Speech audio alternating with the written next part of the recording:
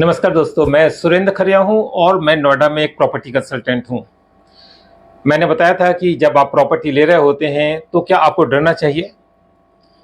मेरा आपके लिए आंसर है कि आपको ज़रूर डरना चाहिए। कुछ कुछ चीज़ों में तो आपको बहुत ज़्यादा डरना चाहिए। मैंने पिछले वीडियो में बताया था कि अगर वो आप कच्ची कॉलोनी में घर ले रहे हैं जहाँ की रेरा नंबर नहीं है, उसमें आपको डरना चाहिए।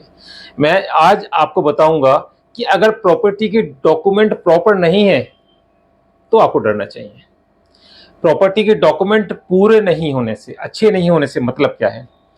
जिस प्रॉपर्टी को आप ले रहे हैं, जो ओनर आज है, सेलर जो आज है, उसने उसके पास जो डॉक्यूमेंट हैं वो हो सकता है कि किसी रीजन से मिसप्लेस हो गए हों। जेन्युइन रीजन मिसप्लेस के हो सकते हैं, कोई दिक्कत नहीं है, लेकिन हमें नहीं पता वो जो मिसप्लेस होने का जो रीजन है वो ये भी हो सकता है कि उसने किसी बैंक से लोन लिया हुआ हो और वो लोन नहीं चुकाया हो और वो अपने डॉक्यूमेंट को मिसप्लेस दिखा के आपको बेचना चाहता हो। तो लोन चल रहा है, प्रॉपर्टी आपको बेच रहा है, तो वो एक इम्प्रॉपर डॉक्यूमेंट होने की वजह से आप उस चैन में फंस सकते हैं, उस दिक्कत में फंस सकते हैं कि बाद में बैंक वाला आपकी प्रॉपर्टी को ऑक्शन करने की तैयारी कर ले। आपको इससे बचना चाहिए। कोशिश करनी चाहिए कि जिसमें डॉक्यूमेंटेशन बराबर नहीं है उसको लेने से हल्का सा आप डरें। हम क्यों बोलते हैं हल्का सा क्यों डरें, आप पूरा डरें। सो जहां पे इम्प्रॉपर डॉक्यूमेंटेशन है वहां पे आपको डरना चाहिए।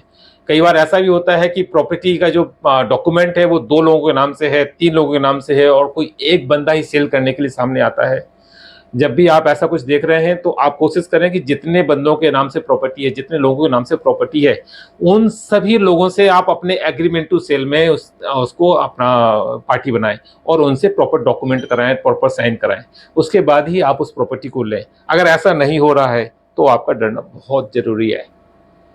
अगर आपने कुछ पैसे दे दिए और बाकी 2 लोग 3 लोग जो हैं, बाकी जो अलग से लोग हैं जो जो साइन नहीं कर रहे थे, एग्रीमेंट में नहीं है आपके साथ, जिन्होंने एग्रीमेंट नहीं करा, अगर वो बाद में नहीं आते हैं किसी रीजन से, तो आप तो फंस गए, आपके पैसे फंस गए। आपके पैसे जो बंदा बेच रहा था उसके पास में है, आप प्रॉपर्टी उसके पास में है, आप केवल एक कागज लेके घूम रहे हैं कि आपका एग्रीमेंट टू सेल हो रखा है।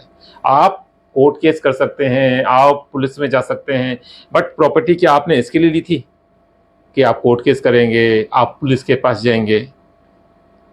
ध्यान दें इस बात का कि अगर इम्प्रॉपर डॉक्यूमेंट है, you have to check the documentation properly. अगर उसमें आपको लैकुना दिखता है, कुछ लैकुना, कुछ छोटे मोटे डॉक्यूमेंट मिसिंग है, चलता है, लेकिन मेजर डॉक्यूमेंट आपको देखना है कि वो कहीं मिसिंग है। अगर कम से कम लास्ट चैन अगर नहीं है तो आपको बहुत ज्यादा डरना है। अगर लास्ट चैन अवेलेबल है तब भी ठीक है, पीछे की 1-2 चैन गुमी हुई चल जाएगा। तो ध्यान दें कि कितना जरूरी है कौन सा डॉक्यूमेंट वो आपको पता हो। नहीं पता हो तो किसी ऐसे बंदे से, ऐसे एडवोकेट से आप बात करें जो आपको प्रॉपर्ली गाइड कर पाए।